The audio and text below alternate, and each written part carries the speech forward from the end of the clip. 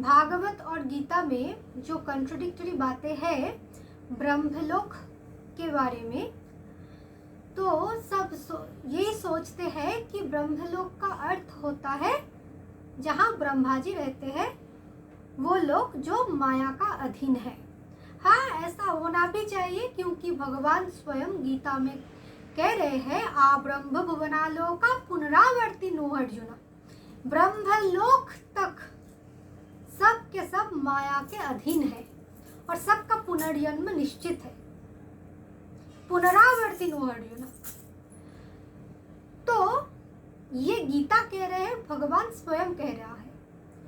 और भागवत कह रहे हैं न यत्र शोका न जरा न मृत्यु न चातिर्न न चोद्वेग, अर्थात वो ब्रह्मलोक है जहाँ कोई जरा नहीं, मृत्यु नहीं, शोक नहीं, रोग नहीं, कुछ नहीं, केवल शांति है, वो है ब्रह्मलोक।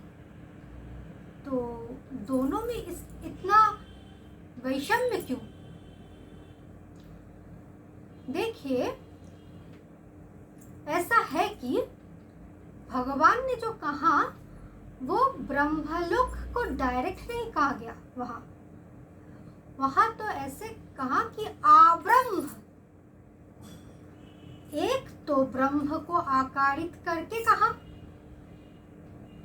एक तो ब्रह्म को अथवा ब्रह्मा को आने के लिए, दोबारा लौटकर सृष्टि विस्तार के लिए, यानी कि प्राकृत माइक विस्तार नहीं, ज्ञान को विस्तार के लिए, ज्ञान के विस्तार के लिए एक निर्विकल्प स्तर से खींचकर ला रहा है, पुनरावर्तन कर रहा है, ताकि वो जो दिव्य ज्ञान वो लोगों को बांट सके, दे सके। इसलिए वो पुनरावर्तन ब्रह्मा का पुनरावर्तन है, ताकि वो आए, दोबारा लौटे और संसार को लोक शिक्षा का मार्ग दिखाए। इसीलिए वो आकारित भी है, वो जगत में फिर पुनरावर्तन कर रहा है लोक कल्याण हेतु। तो इसीलिए भगवान आब्रह्म उच्चारण किया, ब्रह्मलोक नहीं कहा, ब्रह्म भुवनालोका नहीं कहा। देखिए, निर्विकल्प होने से पूर्व तक ब्रह्मा स्वयं ही अपने को नहीं जाना, इसीलिए वो कंफ्यूज्ड था, क्योंकि उसके अंदर केवल चक्र खुले हुए थे। वो जो षट चक्र होता है उसमें से उसे क्या क्या दिखाई पड़ रहा था? कथा अनुसार है, ब्रह्मा जी को दिखाई पड़ रहा था केवल आकाश, जल, अग्नि, वायु और स्वयं कमल के ऊपर वो ब्रह्मा जी, और उसे कुछ दिखाई नहीं पड़ रहा था। लेकिन उसे तो पहुंचना है उस स्तर तक, उस स्थिति तक जहां अपने को जानना है। तो आपने पढ़े होंगे आप लोगों ने कि ब्रह्मा सोच रहे थे मैं कौन हूँ, कहाँ से आया हूँ। तो ये तो कोई कथा है नहीं, ये तो उस अथतो जिज्ञासा, ब्रह्म जिज्ञासा स्तर में जो साधक, महासाधक, महापुरुष पहुंचे हैं, वो उसके अंदर ये प्रश्न आते हैं कि मैं कौन हूँ, मैं कहाँ से आया हूँ, मैं क्या हूँ।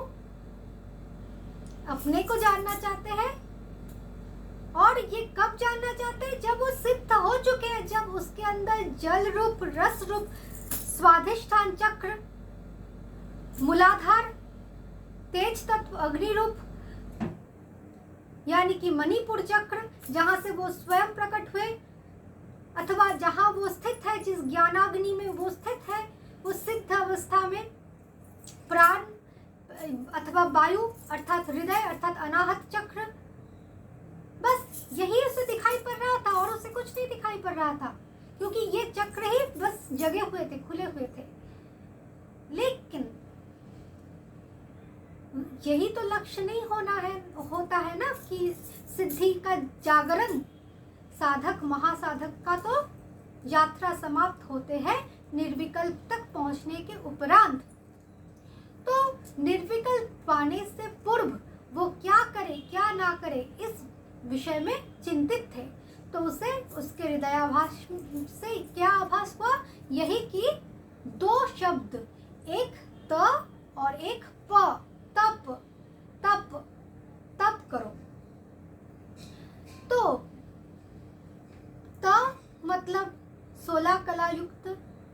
व्यंजन वर्ण का प्रकृति, यानी कि जिस व्यंजन वर्ण रूपी स्थूल शरीर है, उस शरीर में रहते हुए इस शरीर द्वारा अंतःकरण में झांककर प तत्व तक पहुंचो साधना द्वारा।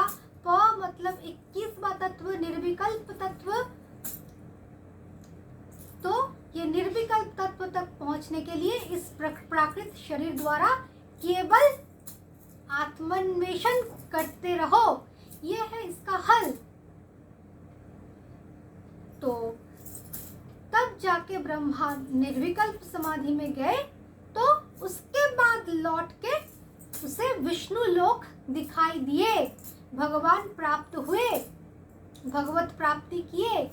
उससे पहले भागवत का ज्ञान होना असंभव है। ये भागवत का स्वतः सिद्ध प्रमाण है, क्योंकि नारायण स्वयं कह रहे हैं। उसके उपरांत नारायण प्रकट हुए और चतुश्लोकी भागवत का उपदेश दिया ब्रह्मा को, ब्रह्म ज्ञान कराया ब्रह्मा को, तब वे ब्रह्मा हुए।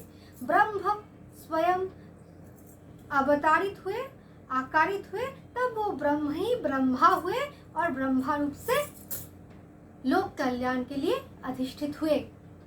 तो ये स्तर है ब्रह्मा का स्तर। ये पुनरावर्तन कोई जागतिक माइक प्रपंच में दुख भोगने के लिए नहीं। ये पुनरावर्तन तो केवल उस जीव के, उस जीव जो जीव पाप, क्रिया, कर्म, काल, स्वभाव द्वारा उलझे हुए हैं, परेशान हैं, उस भटके हुए जीवों को रक्षा करने के लिए, उद्धार करने के लिए चिंतित होना, व्याकुल होना, करुणा में डूब जाना और उन लोगों के लिए, उन लोगों के उद्धार के लिए, लोक शिक्षा के लिए विस्तार करना, वेद को, ज्ञान का विस्तार करना, वेद का विस्तार करना, यही तो जो ब्रह्माकारित होकर आते हैं, पुनरावर्तन करते हैं, उसका लक्ष्य होता है। यही भागवत कह रहा है कि ब्रह्मलोक का स्वरूप क्या है। देखिए, जच्चित्त ततोहद कृपया निदं विदः दुरंत दुख प्रभावानुदर्शनात्, यानी कि दूसरे के दुख को देखकर उसे दुख हो रहा है।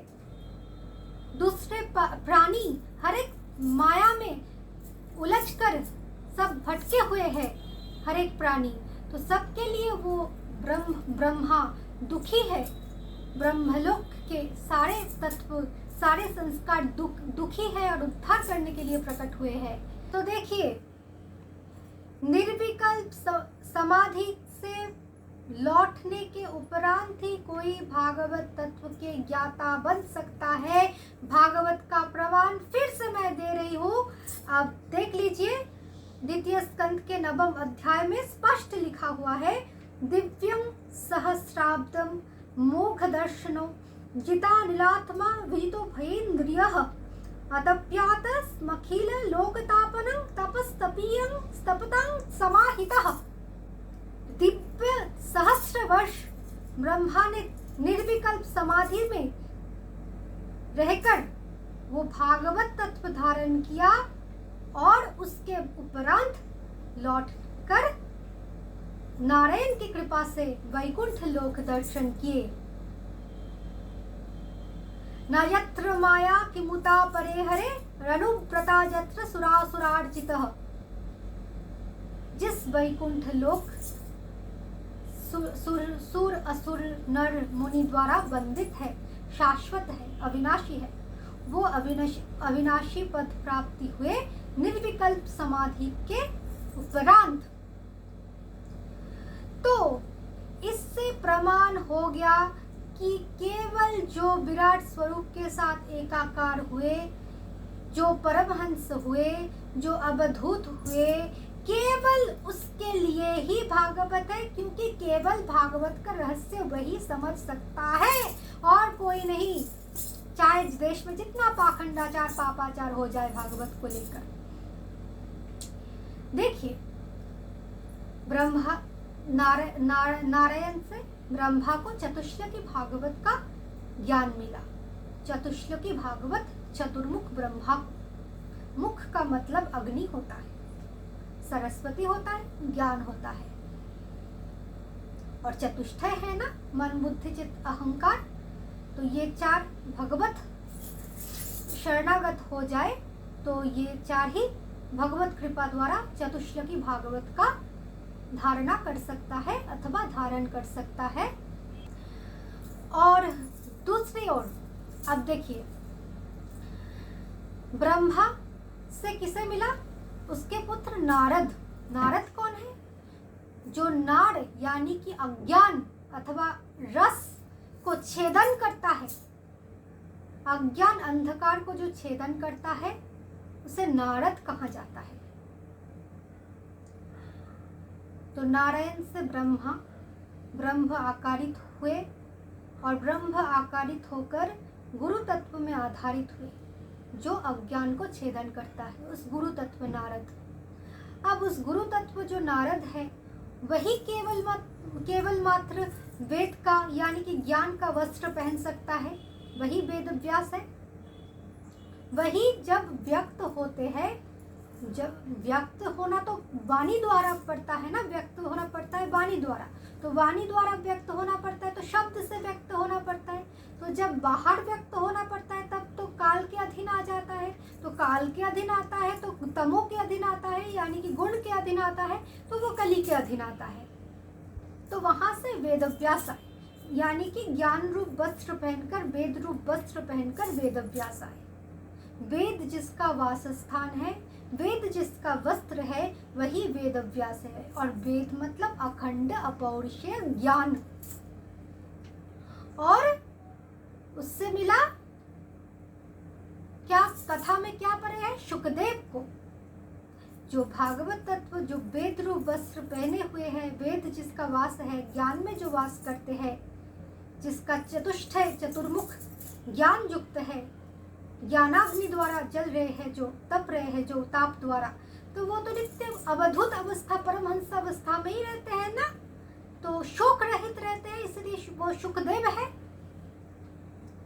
नित्य तप रूप रहते हैं, विष्णु में युक्त और शोक रहित, इसलिए शुक है, शुकदेव है। और परीक्षित, भागवत में परे है ना, परिता इक्षति, जो परम को ही इक्षण करता है, निरंतर परम को इक्षण करते रहते हैं। नाट्यमय प्रपंच में रहकर भी राजा को ढूंढते रहते हैं, अथवा राज तत्व को प्राप्त होकर नटराज तत्व में प्रतिष्ठित हुए हैं, अधिष्ठित हुए हैं, अथवा आत्मपद प्राप्त होकर राजा हुए हैं।